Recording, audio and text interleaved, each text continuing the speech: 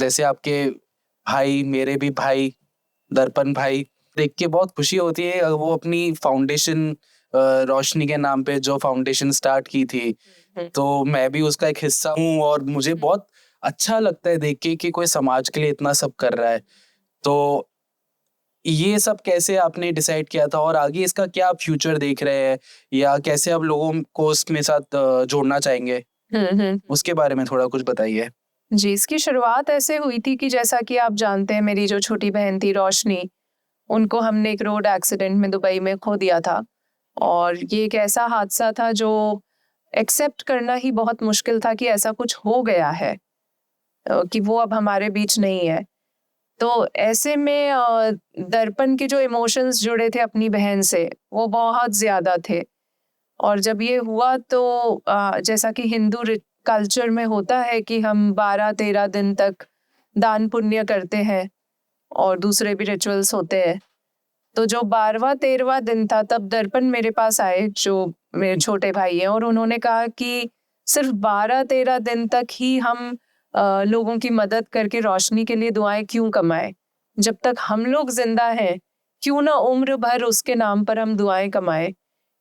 क्यों ना हम ये जो सिलसिला है, ये जब तक हम कर सकते हैं, जब तक मालिक हमें ताकत देता है, हिम्मत देता है और हमारे लिए मुमकिन है, हम तब तक इस सिलसिले को आगे बढ़ाएं और हम हर रोज रोशनी के नाम पर दुआएं कमाएं कि वो जहां भी है, जिस भी दुनिया में है, उस तक ये दुआएं पहुंचे और हर तरह से उसकी आत्मा को सुकून मिले, शांति मिले और उसके आगे का जो सफर हो वो बहुत अच्छा हो। वही मुझे ऐसा लगता है कि शायद वही है जिसके कारण आप इतना अच्छा कर रही है। कहीं न कहीं मैं भी कहीं न कहीं अच्छा कर रहा हूँ।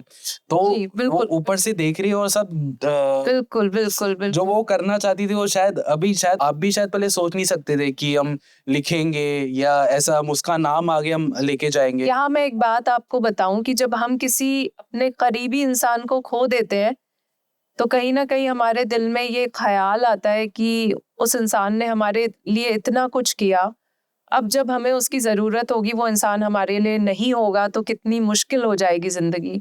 लेकिन ऐसा नहीं है, यकीनन कमी महसूस होती है कि हम उस इंसान को देख नहीं सकते अपने सामने, लेकिन वो हमेशा आपका साथ देता है और वो जिस जगह पर होता है इस दुनिया से जाने के बाद, वो और ज़्यादा मज़बूती से आपका साथ देता है। जी। तो आपके पास या हम सभी लोगों के पास ऐसे कई एक्सपीरियंसेस होंगे जब आपको उस इंसान की ज़रूरत महसूस हुई और आपको लगा कि अगर ये होता तो ये काम कितना आसानी से हो जाता, इस तरह से हो जाता। आपको कहीं न कहीं से किसी ज़रिए से वो मदद मिलती है और आपका वो काम बनता है। तो आपको क्या लगता है कि वो रैंडमली हो रहा है? वो इंसान वहाँ बैठ के आपके लिए कर रहा है, वो सुन रहा है, वो देख रहा है।